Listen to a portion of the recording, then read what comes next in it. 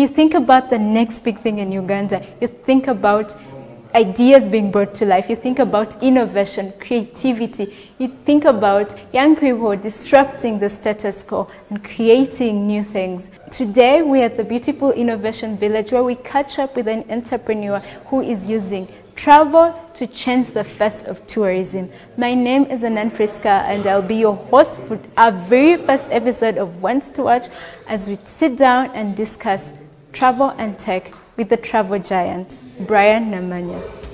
Thank you for having me. My name is Brian Namanya, founder and CEO at Tubayo. And Tubayo is Africa's online travel marketplace.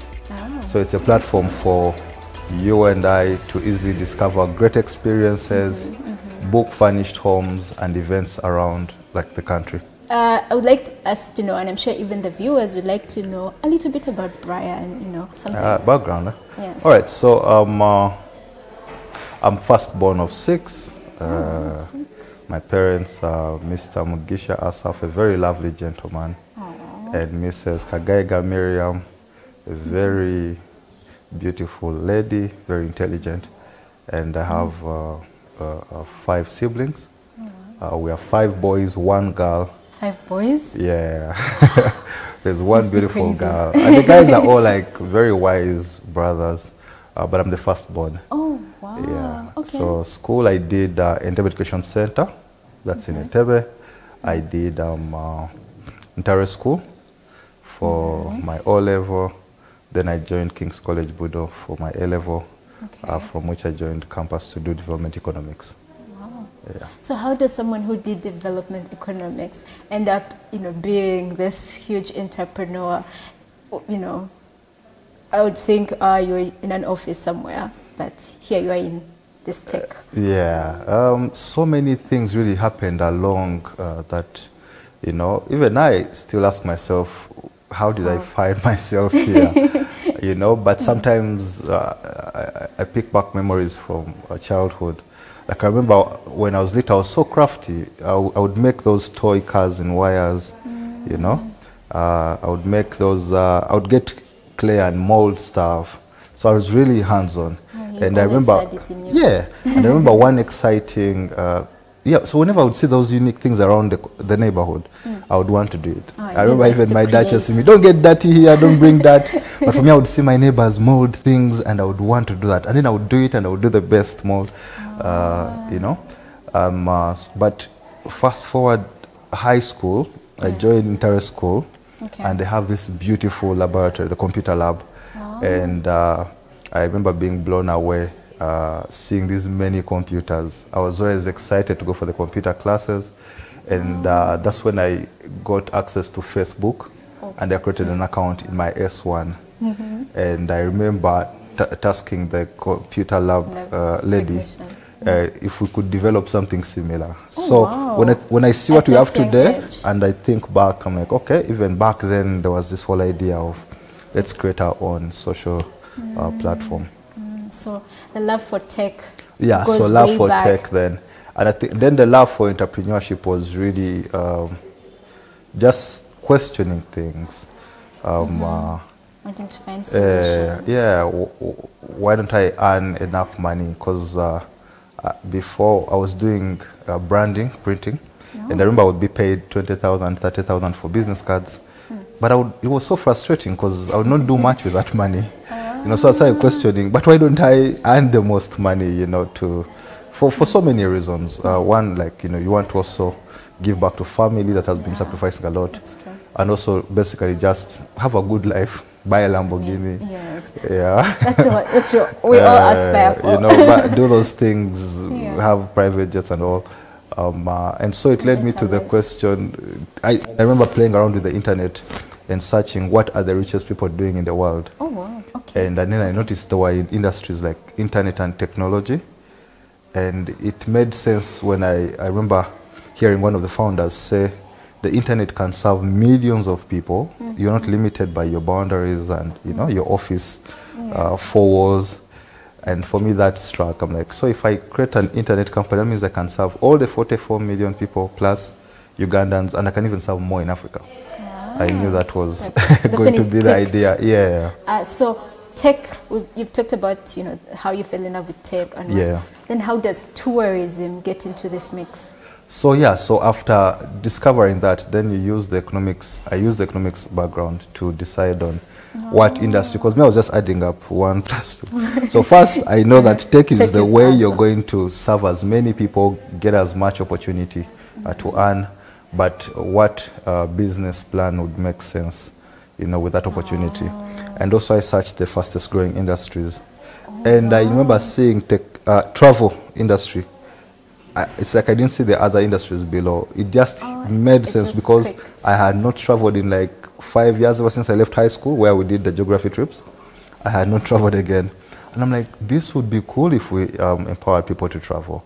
And it also reminded me of a time I'd gone with my mom to Nairobi. Okay. And I would stay at the hotel, she would go for the conference. And I would, you know, wonder if there was someone I knew around Nairobi that could to take show me, you around. even if it's just walking on the streets. Yes. I would happily You can give speak them, the language. yeah, like a 10K, 20K. Yeah. But when I Googled, all I could find were the normal safari trips, which were like really expensive. Yes. So I knew I would make this very accessible to people. Yeah. So in 2018, that's when Tubayo officially kicks off. Yes, that's when we registered the company. Okay. And then I start the whole hustle to, you know, meet developers, to put this thing I had into like reality and all. So that whole year was just basically hustling with developers. But I got a chance to work at very interesting companies that shaped and also gave me the experience to run a tech company. During that year, I got a chance to work with Taxify. They had just launched in town. So during that year, 2018, I got a chance to work with Taxify. And I remember how I got the opportunity. So while doing branding, I made money to buy a smartphone, and I joined Instagram. That was still way before most people joined Instagram. So I got a page. Always ahead of the trend. Yeah, I started a page called IG Uganda, grew it to about 5,000, I think close to 10,000 followers by then. And that was huge. That was 2018. impressive. Yeah, so my brother introduces me to Taxify. Instead of using a taxi, I used the border. Then I paid 1,000. And I remember it, you know, I was really proud of how do you pay only 1,000 to a border guy? You cannot cheat them, you know. But they told me how there were, it was a promotion that was going on to acquire users. Yes. And so it was a win for the customer. Then I asked them, so how about you guys? How are you earning? They tell me how they get bonuses. So I pay the 1K, they get about 3,000, so that's about 4,000. So they get to earn even more than the, you know, the They traditional, typically earn. typical border. Yeah. So it's a win-win. And I'm thinking, why don't people know about this? So with my Instagram numbers, I decided to go there to look for an influencer gig of, let me influence for you to my 10,000 people. And then they tell me, no, we don't want the customers. We have many of those. We just don't have the borders.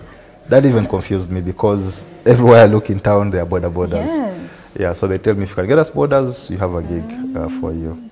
I think he asked me how many borders I could get him. And I made quick math. I was like, if a border stage has 100, I need about 10. In 10 days, that's 1,000. I'm like, there could be some challenges, so let me give it a whole month. So I tell him I could get you 1,000 borders in a month. And Wow, he laughed. how gutsy. And I was thinking, I should have told him the 10 days, you know, but that's something he wanted to achieve. And when he asked me how I was going to do it, I explained to him that model.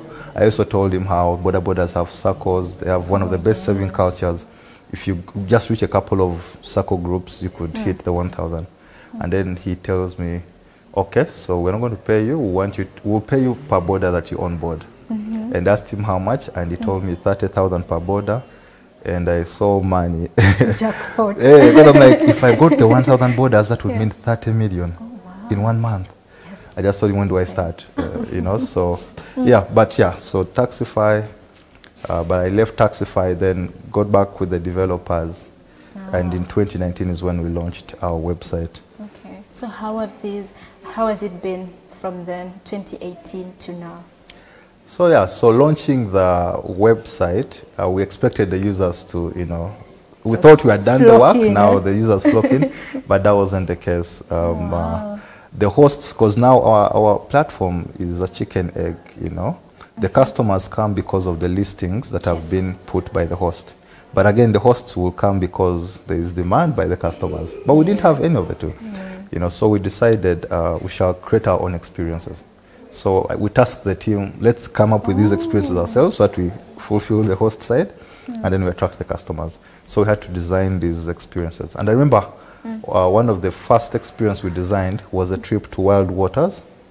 And I remember us putting it up like for the weekend, and we marketed it, and we didn't get even a single inquiry. Oh, wow. And we were thinking we're supposed to be a marketplace for people to come, and we failed to do this.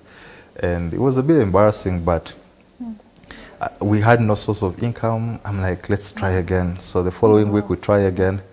And I remember during that week we got 2 people that inquired and paid. And then we got some other inquiries, but they never paid. But these 2 people, when they paid, were super excited because we had proved the model. These people trusted, they trusted someone they had never met, because that's what the online business is about. You don't know the people you're paying to. So how do you market in a way that's going to make the person trust you with their money? You know, so for us, we're excited that, okay, we've ticked off something. But still we didn't make it, and then we had to call back with disappointing news that we've not made the trip. Didn't make the numbers. And but that's not why we said. We sort of like lied and told them it's been booked by another group. Not to, you know, and then but again it didn't work for us, because I think we had decided this was the last time we're marketing. But when we told them it had been booked by another group, they're like, it seems this thing is on demand. Do you have another one next weekend? And we're like, no way. What did you say? Yeah, but we told them, yes, we'll have another one. And they're like, okay, keep the money, we'll go next weekend. And to me, I was like, I think now we're going to do everything it takes to make sure it happens. Yeah, and I remember we WhatsApped, like everyone in my contact, I sent them that flyer. And we put in more effort, reached Facebook groups, you know. And what we learned from there was really how to now market and sell. Because that week, we actually got it filled up. That was our 3rd try, and that was the first time we actually started to make money from travel. Yeah. And now that you're mentioning marketing, you have a very good marketing, you know, like strategy. Your marketing is insane. Yeah, thank you. Now I can see the background. Yeah. And so many times we failed. Yeah. Oh, but you kept coming, you know, like bouncing back. And okay. So speak to marketing. How important is this, especially to an entrepreneur watching? Yeah. How can they improve their marketing? So marketing is everything, really. You know, it is, because you put in so much time and build a great product, and you want it to be used by many people. You know, because that's very motivating if many people are using your product.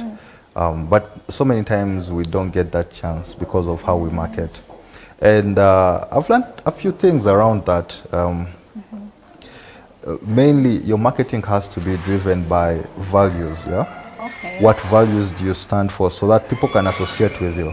For example, at Tubayo we have 2 main values. Okay. One is love and the other is work. Oh, wow. You know, so you want, in whatever campaign you put out there, you want people to feel that love, you know. And you see, love can only be felt with work, you know, even if it's affecting to someone. Put in the action for people to feel what you know. And then we get people, and those are things we want to be associated with. You know, for example, we get comments whereby guys are just excited about Tubayo because they see the work we put in, and that's something we want them to associate with.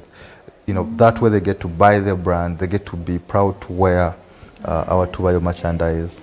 The hosts get to be excited to join us because we're going to put in the work. So, and then we want to love and be empathetic, you know, for not just the people, but also like society. For the team. Okay. So those values, so marketing is really around that attachment that people have with your brand. Okay, attach some values to it. That makes sense, because usually people think marketing is about the numbers. And about like digital marketing and then you blow out. Those are just, those could be just strategies that hit specific objectives and awareness objectives. So you find, so digital marketing, you blow it up to just reach like 1 million people. But what happens? People need to feel aware about you, you know. And there's a couple of brands that have done that so well here in Uganda. And then when you talked about, the love and the work that you put into your work at Tubayo, it reminded me of you recently had Tubayo Market Day. And that was, it was crazy on social. Yeah. I mean, I followed. So Yeah. what is Tubayo Market Day about? Yeah. Yeah. So I think with every company, as part of like strategy, you want to identify your stakeholders.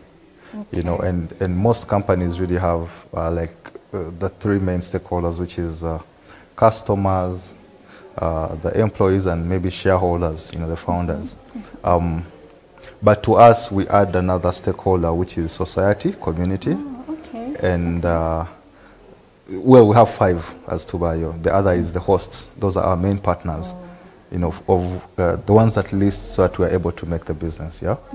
But now regarding market days, which goes back to these stakeholders, we keep asking, how do we want to serve all these 5 stakeholders? So market day particularly plays in for the society. What value do we want to give to society? And it's one of the ways, because most of them would reach out. We love how you market. You have such a big platform, and we thought we could create one community where we encourage these businesses to come through, and then we encourage the Tubayo communities to come and support and buy from them. That way they get to earn, and when they get to earn, they can travel, book on Tubayo. Yes. So it's really one way we serve society. That also win. Yeah, that in turn then grows us in a long run. I sense that partnerships is something important, and we are here at the beautiful Innovation Village. Yes. Very artistic. Very beautiful place. Silicon Valley of startups. Yeah. So what is the relationship between Tubayo and Innovation Village? The relationship we have with Innovation Village is one, I think it's God sent, because what partners do, they save you so much, They have established networks already, so like what we've been able to benefit from Innovation Village, one is the networks they have. 2, they have great programs that are focused on startups. Because this is a new thing in the country. It's less than 5 years, like the startup kind of ecosystem. There's no clear policy around how startups operate. There's no clear way how they should scale and grow. But Innovation Village has designed really wonderful programs, such as like the Spark program, where you come learn about the business model, how you scale, the fundraising, the team, figure out contracts. They've put all these people in one space to help you. And for us, we've really benefited from it. Oh, okay. Yeah. So would you say that having such partnerships is one way to build a sustainable business? 100%. Because you notice why so many people close is there's so much to figure out. Yes. Yeah, so having a partner who has figured out networks, it's a matter of plugging with them, and you tap onto their networks. Having a partner who has figured out marketing, just plug onto them. Like the businesses that come to the Tubayo Market Day, they don't have to know how to invite community or how to build community. When they plug in with our brand, they are able to enjoy that. Okay. So I sense that to the entrepreneur out there watching, building partnerships, is something that can allow your business to actually grow. Yeah, especially because when you look around your resources, you'll find you don't have enough resources for the funding. Yeah, the funding to fulfill like a great marketing plan, And how do you go about that? Partnerships. Simply build those relationships with great partners. See what value you can add on to them in return of their like something they're good at that could help you, propel you to like the next level. Okay. Yeah. But partnerships are good, but then there's sometimes where you reach a point and then it's like there's a rift. How have you handled, not just with Innovation Village, but with other partners that Tubayo has? How do you handle partnerships? Especially speak to the entrepreneur. Yeah, so you have to be really clear about your objective or your reason why you're getting into the partnership. Because normally what happens is you get to focus more on what your partner is benefiting, and then it sort of, you know, makes you feel like you're the one going to miss out, you know. But it's a win-win for everyone.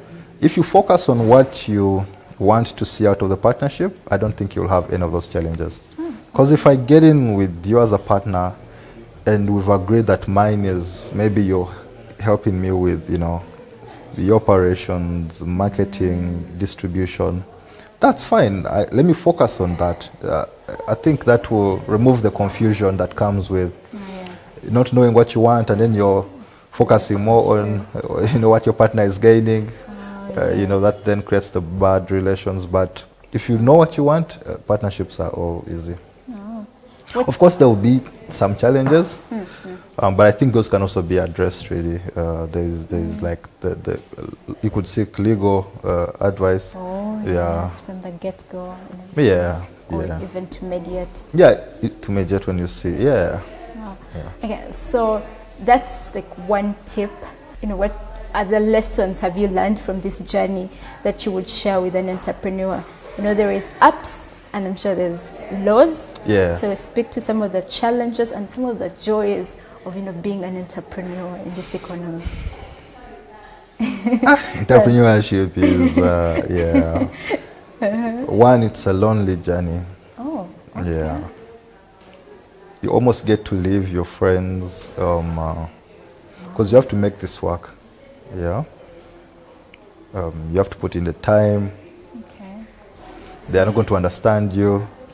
Yes. Like, oh, why did you leave your 9 to 5? and that's hard, you know, and things are not going to work out the way you imagine them at the start. And it's really hard because there is people out there who are telling you, you should do this. So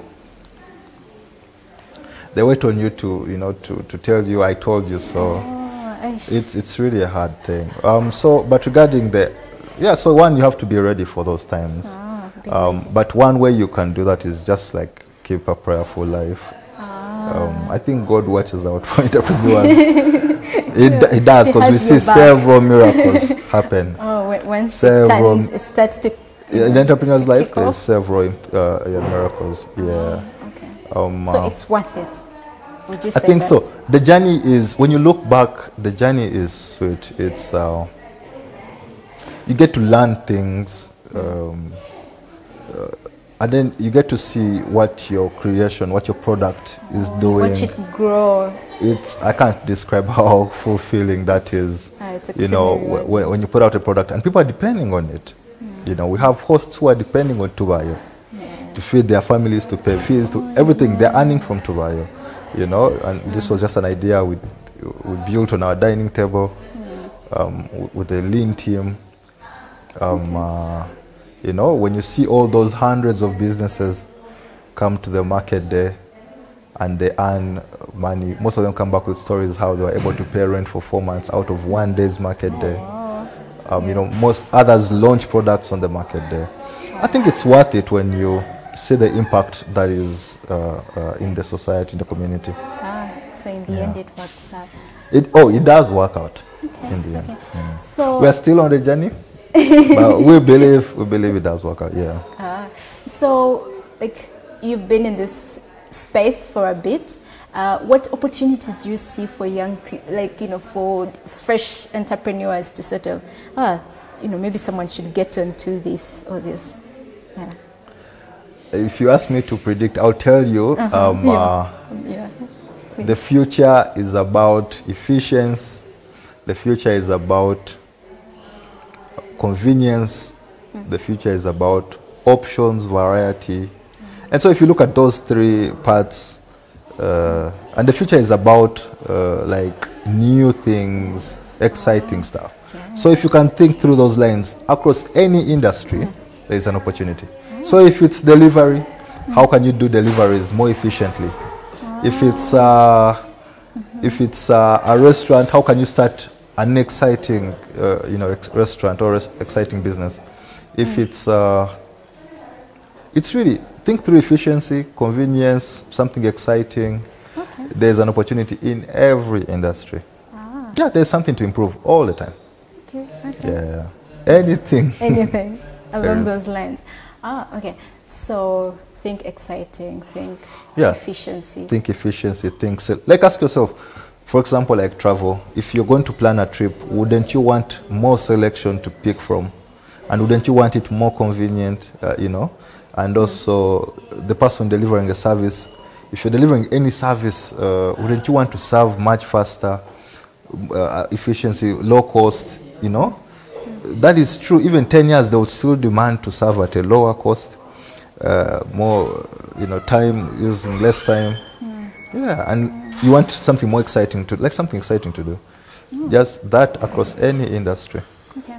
So let me take you a bit to a different, you know, side of things. Tubayo is doing a great job with, thank you. Meeting your tax obligations and things like that. You know, very good business practice. But so many businesses struggle with, you know, meeting their tax obligations. Yeah. What has your journey been like? Giving to Caesar what belongs to Caesar. What has that been like? And how do you make it work? So the journey, I think when we started, I remember we were a bit ignorant about, you know, tax and stuff. And I remember when we joined the Innovation Village, compliance was one of the things they taught about, and we saw how important it is. One, it just sets you apart to grow as a business. You know, so you learn there's all these opportunities regarding bidding, working with development partners, and the requirements are you're compliant, you know. And so having that edge alone will set you up. I think you can survive the 5 years if you're just compliant. I believe that. And but also from now that we know and appreciate that, like I mentioned to you, our 5 stakeholders. One is employees, customers, the shareholders, now the society, and our host. But now regarding society is the community that we work in, you know. And for that community to grow, we want to see what value do we give to it. So the Ugandan community, us, you know, being compliant is really how we serve the country as well. Because we know what the tax does. It creates the environment that we need to thrive in.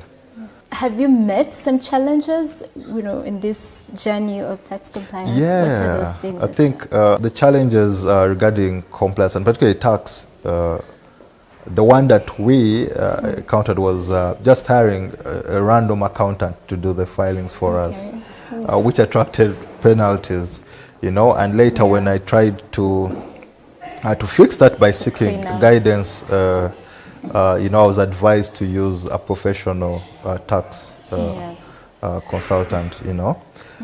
And also, because before we couldn't afford to hire like a tax expert, you know, within the company. So that is the one tip or one of the challenges that we had. You know, we wanted to be compliant, but the person who used it messes up things. But it was still early, so it wasn't like a big penalty, you know. But yeah, that was sorted, and from then we have to use a proper tax consultant to guide us, you know. And I think so many people really go through this. They don't know how to. So many startups struggle with that, and then it ends up costing them. And yet if you use the professional, it would be you'll be good to go.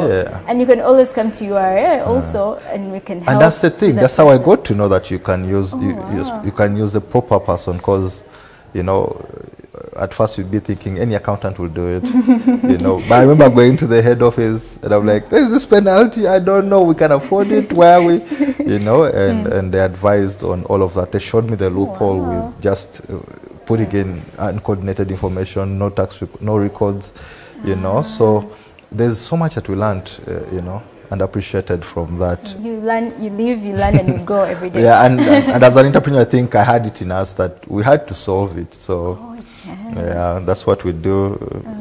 We never back down, don't run. You solve the challenge. Okay, and then as a good, you know, you're tax compliant, your business is tax compliant. What are some of the recommendations you would want government to put in place to help SMEs grow and thrive, you know, and just make the most of So, and to speak particularly on something maybe I'm more familiar on is the startup ecosystem. Yeah. I think government needs to work really fast to focus on their challenges. You find our model is more of like invest and build to disrupt for the status long run. So you're doing more. And you're using investment, you know, because back then most businesses got resources and started trading, you know, the following day, you know. But for us, you have to attract quite an amount of capital to invest in systems, you know, build and hope to make the money. In the long run. In the long run. It's not so, like the profit is going to come. Yeah. And then you find that when I compare to other economies, sometimes you get the challenges of not attracting the right capital because of the kind of policies around tax that we have. In the country. Yeah, so like one of them is, you know, the tax holidays. Yeah. So you find there are very few people who may meet the requirement of the tax, you know, and yet they need that to probably even attract the investment. There's many things I think if government really improved. It will, you know, create a better ecosystem for startups. Because we're now in a global economy. Yeah, so yes, we could work within the, you know, the boundaries of Uganda, but the Kenyan startup is benefiting from the market here because maybe their ecosystem has put a favorable tax, you know, policy, or the Nigerian startup. So it's something to think on really fast and implement really fast. Okay. Yeah, so to level up with the global standards. So we think that the policies should think global. Like create, you know, a good environment for different, you know, like Nigerians, Kenyans, to also to tap in. No, something competitive. Yeah, because you find as the startup ecosystem, like I told you, our model is first get capital to invest in, you know, the technology we are building, the softwares, and we are getting this capital from the global market, you know, but it's going to go more to the economies that have prepared themselves better regarding the tax policy around small companies. But all the same, I think government has done like a great job. We can still thrive with these policies. I think they're fair. Yeah, and we see what they're doing. And you mentioned about, you talked about Kenya and Nigeria, and Tuvayo is, you know, it has cracked the code. It has. We're going after them. It's Africa-wide, right? It's an Africa travel. How have you been able to branch, you know, to go beyond Ugandan borders? So one is the model around the internet and technology. From the get-go. So it serves so many people. But also there's been like great tools we've used to plug in. For example, payment tools. They aggregate, you know, from Uganda and Kenya in one place.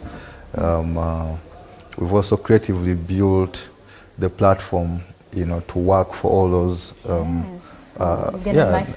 East African. And what is it like? Have you faced some challenges, you know, breaking through, let's say, the Kenyan market?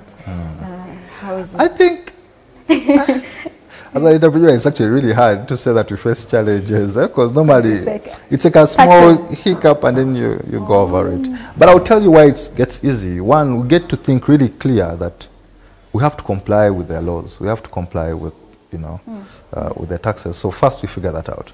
And then two, you want to assess the opportunity. Why bother? Why get into that market? So you find they have 50 million people. They have, that's exciting to get in. So when you tick off all those, then it becomes easy to get into, to serve. And our goal is really to have that Ugandan company that builds, makes business in other countries and brings the returns here. It's about time. I think we're going to bring so much return to our country. And that is very beautiful, honestly, to hear. So what is the future of Tuvayo? What should we be excited about? So Tuvayo, one, we're going to Mars. So Okay. yeah, Literally? yeah, we have like a very simple approach to that. I think one is we build the software that plugs into the already developed Mars exploring companies, you know, and yeah, maybe after that we build a launchpad where I think the advantages that we have as the African continent, we can get to do so many things at a low cost, you know. It could be, we'll probably ensure or aim to make it easy to launch from Africa to go to Mars. So they could build from America, China, but launch here, you know. Wow. And then third will be us then building the hardware. I think we'll have built the capacity to get to do that. Yeah. Oh, wow. Because how I correlate beautiful. that with just the other sectors, like I see so many international companies, the American companies, like the Googles, are now coming to Africa to hire human resource because it's cheaper to get African talent. So I think even the space exploration will be cheaper to do it. to do it Yeah. We have the yeah. Oh, that's very. Yeah, but there will be a lot more. Okay. We hope to improve efficiency in so many other sectors. Yeah, we aim to be Africa's digital marketplace. So you think of trade, you think of travel, you think of talent, all of that will be powered by Tuvayo. Throughout this entrepreneur journey, who are some of those entrepreneurs you'd say inspire you and you look up to? Oh, nice. I'm really inspired by so many people because what these people do is they give you the confidence, you know, courage, because they've done it, you know, before you. Yeah. So you can pick the inspiration from them. Someone, one day is like a global entrepreneur. Steve Jobs was one of the guys that really inspired me because there is so much about him, you know, that I think so many Ugandans relate, you know, with that hustle. Because you'll find he was an adopted child. He didn't finish school. And, you know, he had all sorts of reasons to feel pity for himself, but, you know, he had the courage to go after that dream. And I think so many Ugandans, you know, have been through a lot. So I think if we overlook whatever we've been through and, you know, decide to go, that's global. But for Uganda here, I don't know if the president, His Excellency, is an entrepreneur, but he does I think he is. I think there is so much about him that is very, very inspiring. Okay. You know? Yes, true. You know, when you learn about his story, the liberation story, the people, you know, building that team, the 27 soldiers, you know, to get such a big dream of, you know, let's liberate our country. You know, and then seeing him fulfill so many things that he's promised. And also because he's back home here, seeing a Ugandan do such great work. The president has been very inspiring in so many ways. So that's the two? Or those are the two, I think. And then there's very many, even the local businesses, you know, because sometimes you have challenges of, okay, revenue, how do you make profit? And then you look back at a small shop in the corner and wonder, how is that lady able to make the difference and make it work? There's so many things to learn from very many entrepreneurs. Oh, wow. Brian, what would you say is the secret behind Tuvayo's, you know, strength and the growth? You know, what's that thing that is literally turning the wheels? Making things happen. I think, to be fair, it would be God. Okay, God first. God, honestly, because there's been so much favor our way. You know, there's been so much opportunity. Some of the things we do, we didn't learn, but we learned along the way. And, you know, there's been great people that have come to help us, you know. Because there's the unknown that we are pursuing, so God really helps bring that clarity. But one other really pillar of all of this is that team. The team that I work with, Boris, he's the CEO. I think he's the best CEO in the country. Great energy, such a positive guy, trustworthy. You know, there is Drani doing our marketing. The people that love, yeah. There is Joel and Bonnie, Lisa, Liz, Peria that are doing our tech. Wonderful people. You know, they're all in on this vision that we're pursuing. You know, Bruno, and so many others that have really worked with us before that have built this. And the thing about the team is they all bring in this great energy together to pursue this goal. And one reason why I encourage people to get teams is so many times as entrepreneurs we can do so many things. We can do like all the work in the company, you know, but what happens when you have that day you're feeling off? You know, your colleague will step in, and the people outside won't know that there's a missing, you know, there's someone missing, you know. So that's what teams do. They cover up for each other. They cover up for the entire, So many times because of the loneliness and the work involved, I want to take off a break, but people, and I normally take these breaks off, but it won't feel like that to the people outside. Because the team covers up so well. So they are brilliant people, they are wise, they love what they do. Yeah, God bless them. Do you have a favorite quote, like a business quote? Like a business quote? Or a mantra? I mean, Well, there's something I believe in about business. It's a parable from the Bible about talents. It talks about how the master identified people and their qualities and assessed them and gave them the talents that they deserved. And I think so many times in life we are given opportunity, we are given, you know, great talents. And it talks about how he left them for a while, and when he returned, there's one who had doubled his talents, and there's another who kept it, saying, I fear you about what? And I think so many times when you get the talents, we get to sit on them, we don't work on them. And what it talks about is the master then took away from one who didn't use the talent and gave to the one who multiplied. So I think even in entrepreneurship, every opportunity you get, make sure you multiply it. And there's the master, that's I think God was giving us this opportunity, will keep rewarding us with many more. Yeah. Do you have a favorite book? Reading? Yeah. Sorry, the mustard seed. Yeah, I've read it, but I've also read, I think it's Good Practices of Church Finance by Mukisa Apostle. It was really nice, you know, because I didn't think church finances are, you know, you have to be accountable to them. I thought when the believers give, that's it, but it was very, very insightful. But I do more music. I really listen to a lot of music. My favorite being Whitney Houston. I think she was so deep. She was so real. She used her talent to sing for the world. And when you look back at her songs, so many countries as they got independence, they used her songs. South Africa, I remember. I think even Saddam Hussein's campaign they used the Whitney song. So. It shows you what your work can do for the global world. Yeah, but even locally here, I listen to a lot. Yeah, there's Epas's music. I love Epas's music. Yeah, there's this song. Baby Nzenkwagala.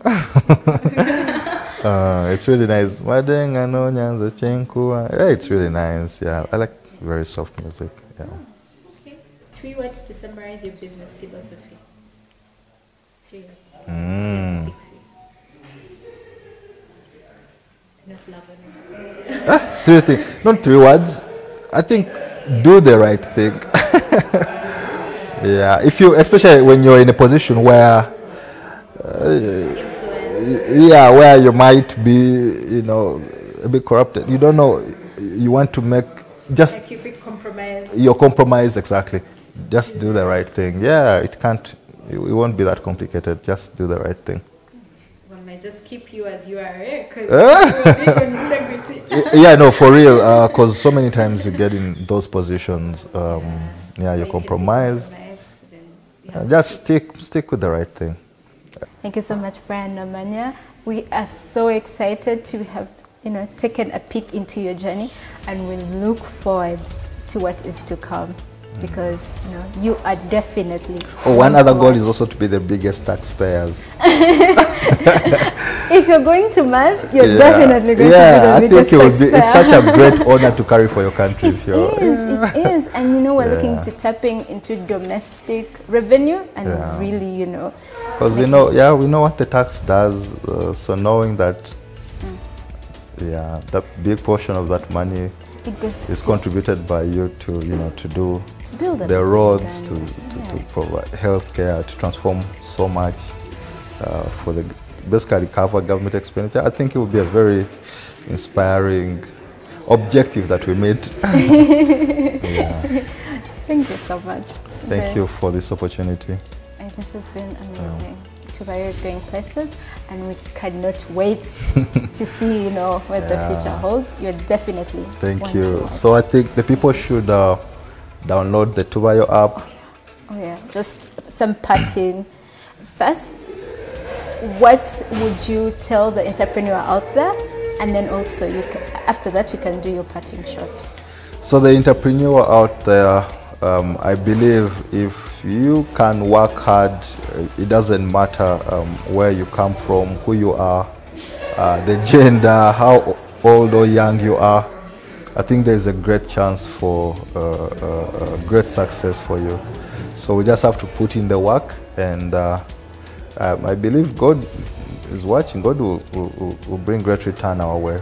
And to the users, to the Ugandans that are watching this, to Africans that are watching this, make Tuvayo yours. Download the Tuvayo app, share it with a friend, find something to do there, find a home to book, find an experience to book, pay for an event on our platform. You could earn money from our platform by becoming a host. Make Tuvayo yours.